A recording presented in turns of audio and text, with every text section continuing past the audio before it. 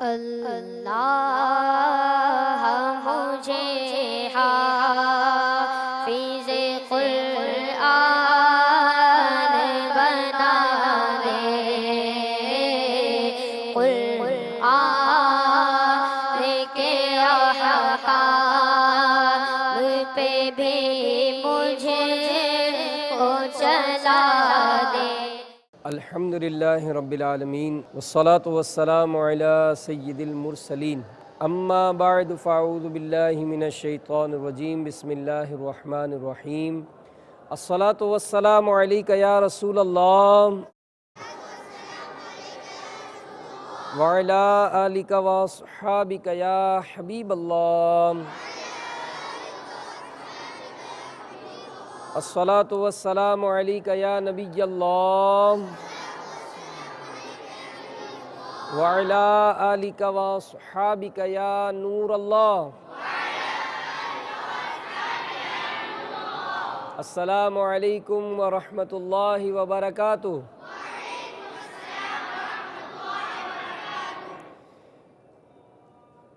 پیارے پیارے مدنی منوں،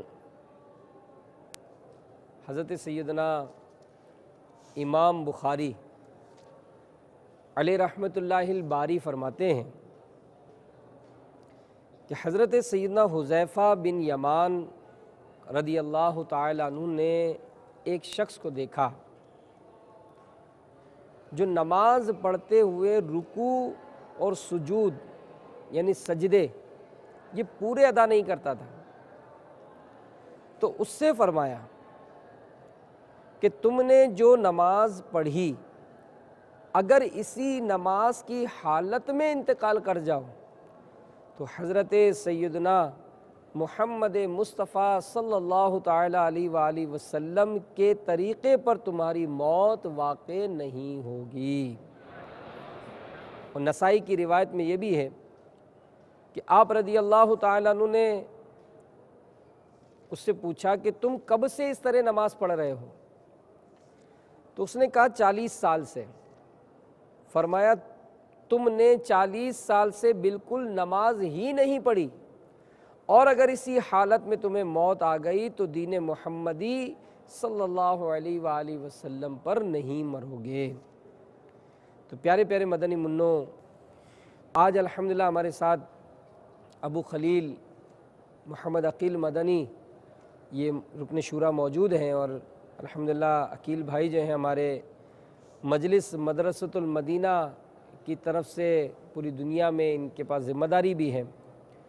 تو گزشتہ سلسلوں میں الحمدللہ ہم نے نماز کے چند ایک معاملات میں ان سے تربیت حاصل کی تھی۔ فرائض بیان ہوئے تھے کہ نماز کے 7 فرائض ہیں، اور فرض میں تکبیر تحریمہ کا آپ سے ہم نے تعریف سنی تھی کہ تکبیر تحریمہ کیسے کہتے ہیں، اسی طرح ہاتھ کس طرح اٹھاتے ہیں۔ یہ سب عقیل بھائی نے ہم کو الحمدللہ تربیت کے کچھ مدنی پھول ارشاد فرمائے تھے، اور آج ہمارا ذہن ہے کہ انشاءاللہ مزید کچھ ہم اس فرائض کے متعلق تفصیلات بھی حاصل کریں، اور کچھ پریکٹیکل بھی آپ کو آج کے سلسلے میں ہم پیش کرنے کی کوشش کریں گے۔ اچھا، جیسے پہلا فرض آپ نے فرمایا تھا کہ تکبیر تحریمہ ہاتھ اٹھانا جو ہے، دوسرا فرض ہے قیام۔ تو اس قیام کا کیا مطلب ہے، کہ کیا ہوتا ہے، اس کا کیا طریقہ ہے، اس کا ادنا طریقہ، یعنی کس صورت میں قیام کیا کہتے ہیں اس کو؟ نماز کے جو 7 فرائض ہیں ان میں دوسرا فرض یہ قیام ہے۔ صحیح ہے۔ قیام کا معنی جو ہے نا یہ کھڑا ہونا۔ صحیح۔ تو یوں سمجھے کہ جو نماز ہوتی ہے اگر کوئی بیٹھ کر نماز پڑھے گا تو اس کی نماز ہوگی یا نہیں ہوگی؟ کیوں؟ اس لیے کہ قیام پایا جا رہا ہے۔ بعض صورتوں میں اجازت مل جاتی ہے بیٹھ کر نماز پڑھنے کی، لیکن قیام یہ فرض یوں سمجھیں کہ بالکل سیدھا کھڑا ہو جانا، صحیح ہے، یہ قیام کہلاتا ہے نا۔ ٹھیک ہے۔ اور اب اس میں اس کا ادنا درجہ یہ ہے کہ اگر بندہ مطلب تھوڑا جھک جائے، اب جھکے اور اپنے ہاتھ کو تھوڑا لمبا کرے، ہاتھ کہاں تک پہنچیں گے؟ اگر تو اس کے ہاتھ گھٹنوں تک پہنچ جاتے ہیں تو قیام نہ رہا، اگر تھوڑا اوپر رہیں گے تو اس کا ادنا درجہ یہ ہے قیام کا کہ مطلب ہے وہ اس کے ہاتھ گھٹنوں سے اوپر رہیں، یعنی جھک کر تھوڑا کھڑا ہو تو بھی قیام پایا جائے گا۔ اب جیسے میں یہاں پر کھڑا ہوں نا جی، تو اللہ اکبر کر کے پہلے ہاتھ باندھ دیا ہم نے. ٹھیک ہے. اب یہ جو کھڑے ہیں نا بالکل صحیح اس کو قیام کہتے ہیں. ٹھیک ہے. اور یہ پورا قیام کہلاتا ہے، بالکل سیدھا کھڑا ہو جانا.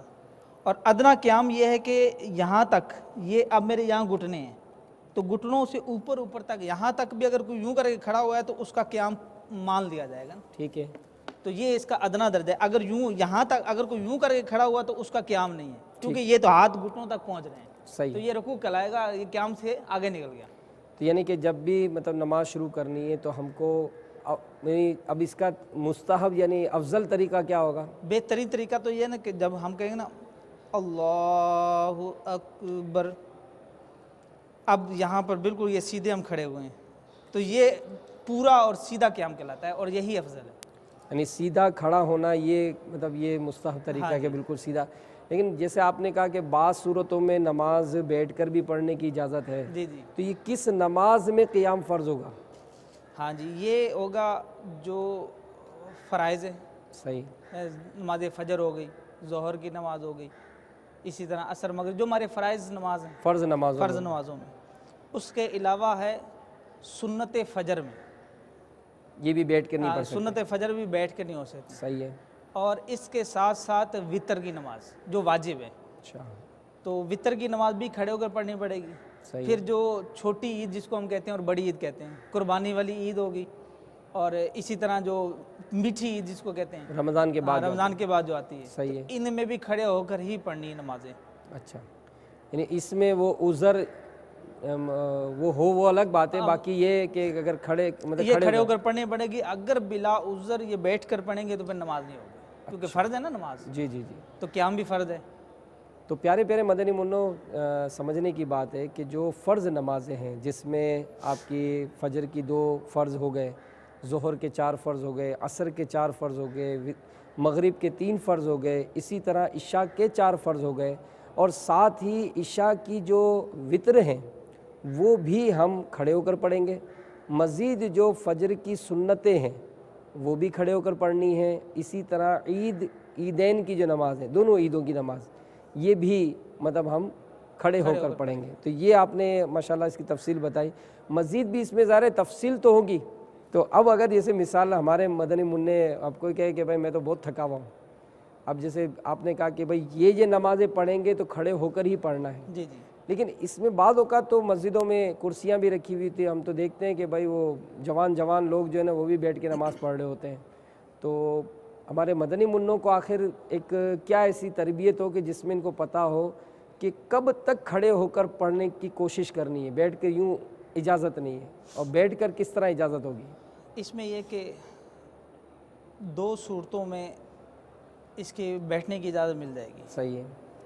ایک صورت تو سیدھی یہ ہے کہ بندہ سجدہ نہیں کر سکتا، کوئی ایسی چوٹ لگ گئی، مطلب گھٹنے اس کے ایسے ہیں، چوٹ لگی ہے، نیچے بیٹھ نہیں سکتا، سجدے میں جا نہیں سکتا، ماتھے پر کوئی چوٹ لگ گئی ہے، یا پھر سر میں کوئی ایسی چوٹ لگ گئی ہے، یا پھر اس کی جو ہے نا وہ آنکھوں کی کوئی بیماری ایسی ہے کہ وہ سجدے میں جاتا ہے تو اس کی آنکھوں سے وہ اشوب چشم کی وجہ سے پانی نکلے گا، تو وہ اس کو جو ہے نا وہ بیماری ایسی لگ گئی کہ وہ سجدے میں جائے گا تو اس کے جو ہے نا وہ ایک تو یہ ہے. کمر میں جیسے کسی کی تکلیف ہو جاتی ہے، بعض ایسی کمر میں سجدے میں جا سکتے. تو پہلا ہے کہ سجدے میں نہ جا سکنے کی وجہ سے اس سے قیام کا جو فرض تھا وہ معاف ہو جائے گا. صحیح ہے. تو دوسری یہ صورت ہے کہ اس کو کوئی ایسی بیماری لگ جائے کہ جس بیماری کی وجہ سے اس کو جو نا جیسے معذور شرعی جس کو کہتے ہیں، صحیح ہے، کہ اس کو قطرے کی بیماری ہے، ہوا کی بیماری ہے، کہ وہ سجدے میں جاتا ہے، یہ بھی سجدے سے متعلق ہی ہیں کہ وہ قطرہ نکل جائے گا، یہ ہو جائے گا. تیسری یہ صورت بخار ہے اس کو. صحیح ہے. اب بخار اتنا شدید ہو چکا، اتنا تیز بخار ہے کہ وہ اب کھڑا ہوتا تو وہ اس کی حالت خراب ہو جاتی، کھڑا ہو ہی نہیں جاتا. تو اب ایسی صورت میں بھی اس کو قیام معاف ہو جائے گا. لیکن اس میں بھی پھر اس کے درجے ہیں. مثال کے طور پر اب ایک مدنی منا ہے، وہ اس کو بہت سخت بخار ہے، لیکن وہ کھڑے ہو کر اللہ اکبر کہہ سکتا ہے، تو اب اس کو اللہ اکبر کھڑے ہو کے کہنا ہوگا، پھر بیٹھ دے. اچھا. اگر وہ دیوار کے سہارے سے کھڑا ہو سکتا ہے تو دیوار کے سہارے سے کھڑا ہو جائے. اگر کسی کو پکڑ کر کھڑا ہو سکتا ہے تو اس کے ساتھ پکڑ کر کھڑا ہو جائے. کسی ڈنڈے کے ساتھ، لاٹھی کے ساتھ، عصا کے ساتھ اگر وہ کھڑا ہو سکتا ہے تو اس کو کھڑا ہونا پڑے. یعنی جتنی دیر تک وہ کھڑا ہو سکتا ہے نا اتنی دیر اس کو کھڑا ہونا ہے. تو پیارے پیارے مدنی منوں، میں تو یہ سوچ رہا ہوں کہ آج تو ذرا سا بخار ہوتا ہے، سر میں درد ہوتا ہے، ذرا سی چوٹ لگ جاتی ہے تو ہم نماز ہی چھوڑ دیتے ہیں، اور یہاں تو پتہ ہی چلتا ہے کہ نماز تو معافی نہیں ہے کسی صورت، یعنی ہر حالت میں بندے کو نماز ہی پڑھنی ہے۔ اور قربان جائیے ہمارے صحابہ کرام علیہم رضوان کی سیرت پر کہ سیدنا فاروق اعظم رضی اللہ تعالیٰ عنہ پہ قاتلانہ حملہ ہوا، اور اتنی شدید ضرب تھی کہ آپ بہت زخمی ہو گئے، فجر کی نماز پڑھ رہے تھے، جس نماز کے دوران ہی اس نے خنجر سے وار کیے، آپ زمین پر تشریف لے آئے، بے ہوش ہو گئے، لوگ اٹھا کر آپ کو گھر میں لے آئے، لیکن گھر میں جب آئے تو آپ کی آنکھ کھلی تو آپ نے لوگوں سے پوچھا کہ نماز کا وقت ہے؟ تو لوگوں نے بتایا کہ نماز کا وقت ہے۔ آپ نے اسی حالت میں نماز ادا فرمائی اور ارشاد فرمایا کہ نماز کے بغیر آدمی کس کام کا؟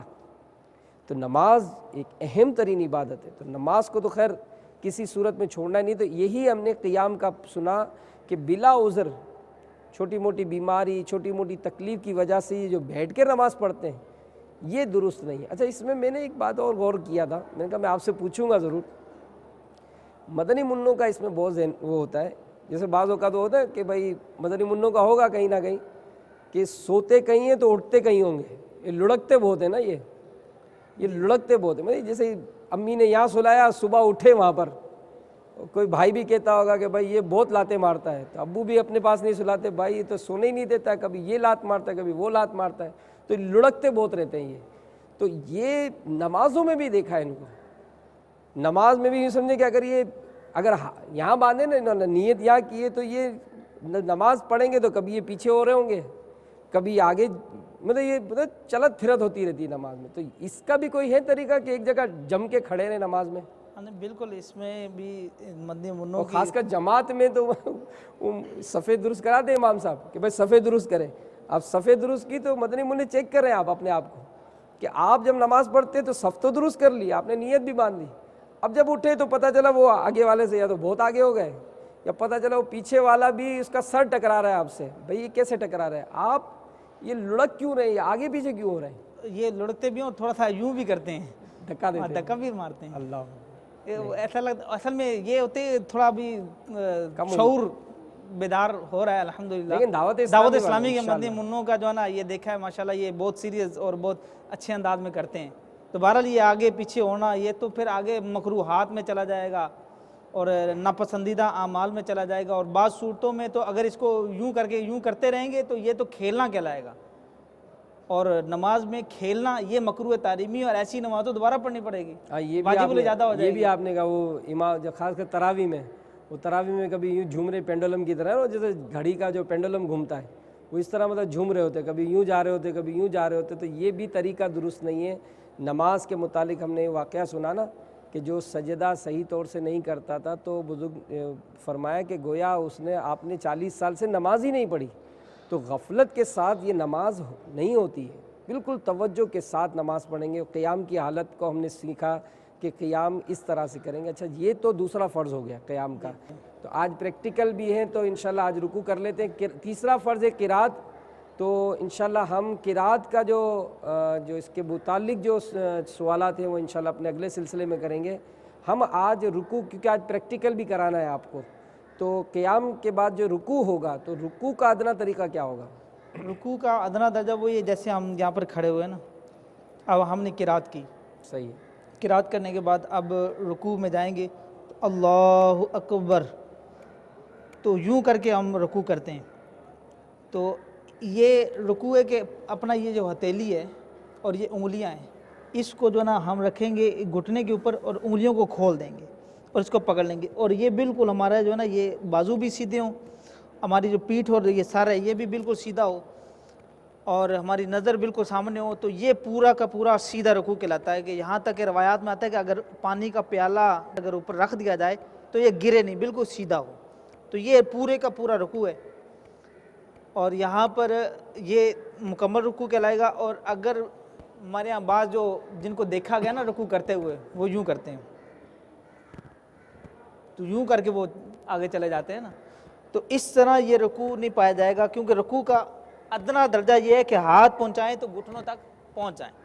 جیسے یہاں پر اگر کسی نے یہاں یوں بھی رکوع کر لیا تو اس کا رکوع شمار ہو جائے گا کیونکہ اس کے گھٹنوں تک ہاتھ پہنچ رہے ہیں، اور اگر یوں یہاں تک ہاتھ پہنچے تو پھر اس کا رکوع ہوا ہی نہیں، اس کا فرض ادا نہیں ہوگا۔ اور بعضوں کو دیکھا ہے اور مدنی منوں کو بھی دیکھا ہے، یہ یوں ہی کرتے ہیں، یوں کھڑے ہوئے، چلو جی وہ جلدی سے وہ ایسے جاتے ہیں، وہ یوں کرتے ہیں، شاید یہ تھوڑا سا جھکنے کو رکوع سمجھ لیتے ہیں، تو تھوڑا سا جھکنا نہیں رکوع ہوگا۔ نہیں تو چلیں آپ اب ہمیں یہ بھی سکھا دیں کہ ہمیں رکنا کتنا چاہیے، اب کیونکہ بعض بہت دیر رکتے ہیں، بعض تھوڑی دیر رکتے ہیں، تو ہم اگر رکوع کریں تو رکیں کتنا؟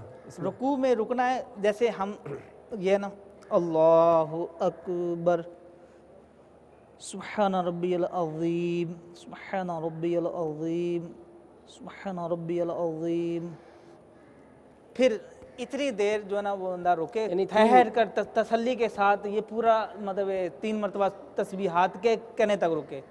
اور جہاں تک واجب کا تعلق ہے تو وہ 1 مرتبہ سبحان اللہ کی مقدار رکنا ٹھہرنا یہ واجب ہے۔ تو 3 مرتبہ سبحان اللہ کی مقدار، یعنی وہ تو سبحان ربی اللہ یہ پورا سنت بھی ہو گیا، اور اس کے اندر تسبیحات بھی پڑھ لیں، یہ تو پورا رکوع ہو گیا نا۔ تو اگر کوئی آپ کہتا ہے سبحان اللہ سمیع اللہ لمن حمدہ، یعنی اتنی دیر، یہ سبحان اللہ کہنا نہیں ہے، رکنے تک، رکنا اتنی دیر رکنا یہ واجب ہے۔ یعنی یہ خالی یہ رکنا یہ واجب ادا ہو گیا۔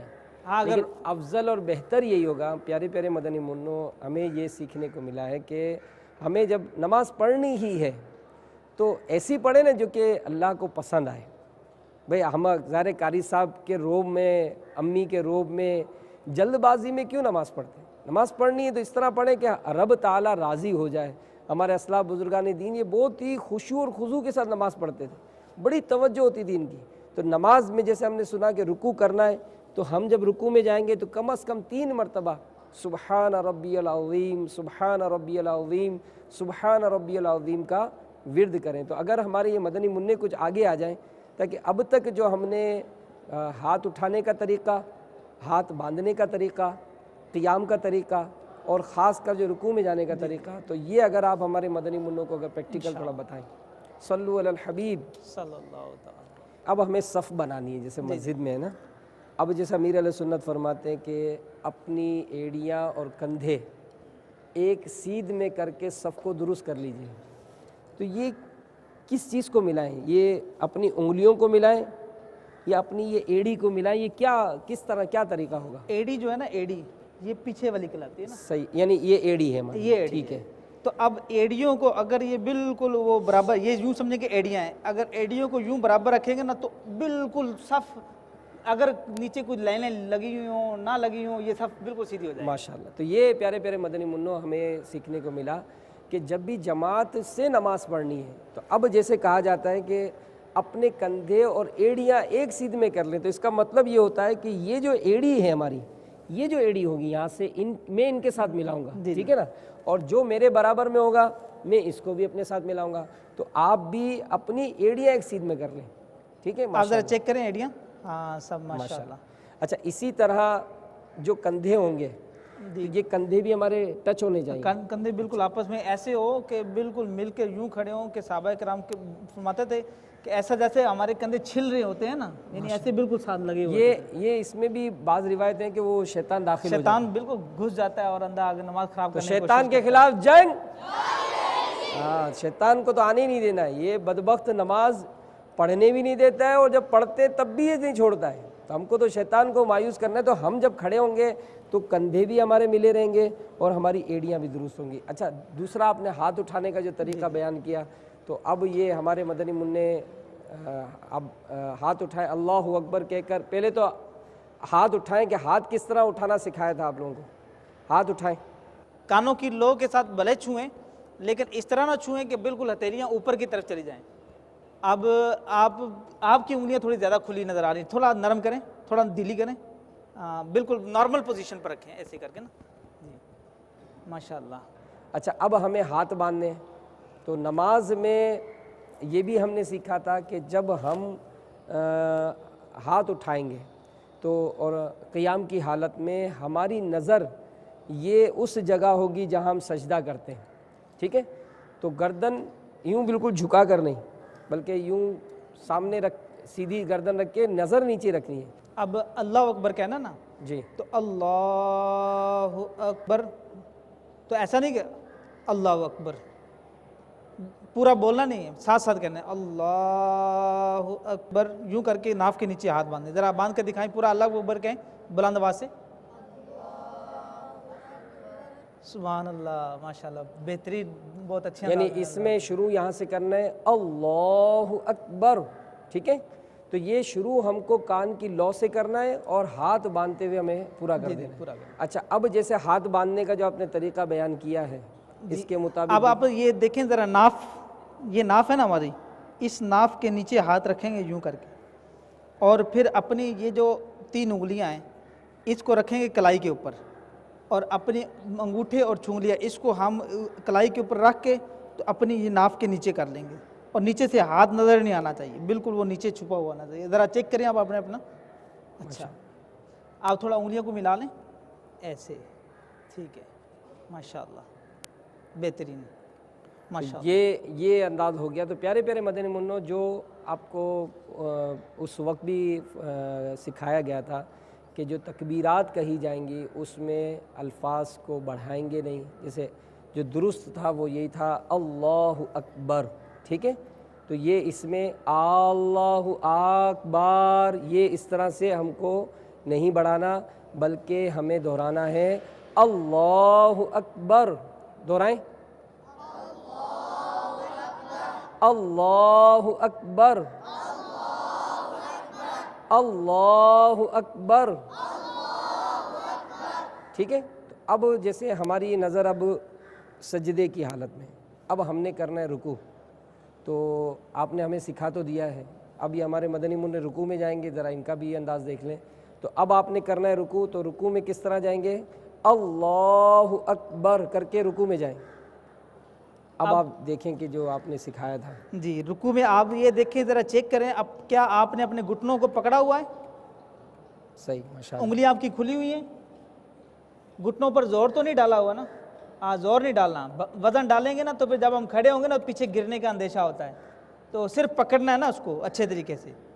آپ کی کمر دیکھے سیدھی ہے، آپ تھوڑا سا آپ سر کو ایسے کریں، بس آپ بھی تھوڑا اوپر کریں ایسے، آپ صحیح ہے، ٹھیک ہے، ماشاءاللہ۔ اچھا، آپ کا سر جو نا تھوڑا جھکا ہوا ایسے، ٹھیک ہے، آپ تھوڑا نیچے کریں، آپ بھی تھوڑا نیچے کریں، ماشاءاللہ۔ تو یہ واقعی وہ کمر آپ نے جو کہا تھا پیالہ بھرنے کا، تو ماشاءاللہ ہمارے مدنی منوں نے بھی ایسا کر لیا ہے، کوشش۔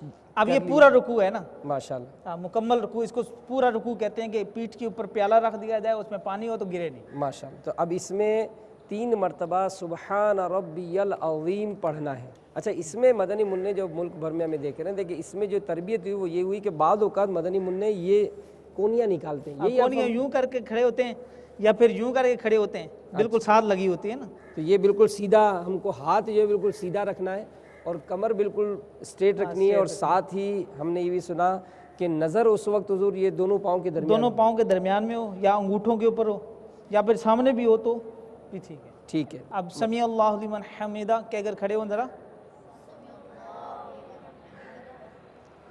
ربنا ولک الحمد۔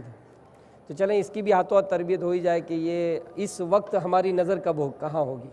جی، جب ہم اس میں کھڑے ہو جائیں گے نا سمیع اللہ لمن حمیدہ، تو پھر سجدے والی جگہ پر بھی نظر رکھ سکتے ہیں اور اپنے سینے کی طرف بھی نظر رکھیں۔ ماشاءاللہ۔ تو پیارے پیارے مدنی منوں، نماز ایک اہم ترین عبادت ہے، اور ظاہر نماز کو اسی طرح ادا کرنی ہے جس طرح ادا کرنے کا حکم ہے۔ ناقص نماز ہوگی، رکوع پورے نہیں ہوں گے، سجدہ پورا نہیں ہوگا، یا مطلب ہم نے نماز کو ویسا ادا نہیں کیا جیسا ادا کرنے کا حکم ہے، تو ایک روایت میں یہ بھی ہے کہ وہ نماز قیامت کے دن میلے کپڑے کی طرح منہ پہ مار دی جائے گی۔ تو انشاءاللہ نماز کو ہم سیکھیں گے بھی، اور انشاءاللہ پھر دوسروں کو بھی سکھائیں گے، کیونکہ آپ کے ہو سکتا ہے چھوٹے بھائی بھی ہوں تو ان کو بھی نماز سکھانی ہے۔ اگر آپ اپنے بڑے بھائی کو بھی دیکھتے ہیں کہ ان کی نماز میں کچھ فرق ہو تو آپ کیسے بتائیں گے؟ ان کو یہ کہیں گے کہ بھائی جان الحمدللہ آج جو ہے نا، میں یہ نہیں کہنا ہے کہ بھائی جان آپ کو نماز پڑھنا نہیں آتی، ابو جان آپ کو نماز پڑھنا نہیں آتی، یہ نہیں بولنا ہے، بلکہ آپ ان کو اگر اس طرح بیان کریں کہ الحمدللہ آج مدرسے میں اس طرح کی تربیت ہوئی اور ہمیں نماز پڑھنے کا طریقہ سکھایا گیا، جس میں الحمدللہ ہمیں ہاتھ اٹھانے کا طریقہ، ہاتھ باندھنے کا طریقہ، اسی طرح رکوع کرنے کا طریقہ، یہ عملی طور پر سکھایا۔ تو امید ہے کہ اگر ان کے اندر کمزوری ہوگی تو وہ بھی دور ہوگی، اور یہی دعوت اسلامی کا پیغام ہے کہ امیر اہل سنت چاہتے ہیں دعوت اسلامی سے وابستہ ہر اسلامی بھائی، ہر اسلامی بہن، ہر مدنی منا، ہر مدنی منی یہ مدنی مقصد اپنا لے۔ اور ہمارا مدنی مقصد کیا ہے؟ مجھے اپنی اور ساری دنیا کے لوگوں کی اصلاح کی کوشش کرنی ہے انشاءاللہ عز و جل۔ اللہ تعالی ہم سب کو عمل کرنے کی توفیق عطا فرمائے، آمین بجاہ النبی الامین صلی اللہ تعالی علیہ وآلہ وسلم۔ السلام علیکم ورحمۃ اللہ وبرکاتہ۔ اللہ مجھے حافظ قرآن بنا دے،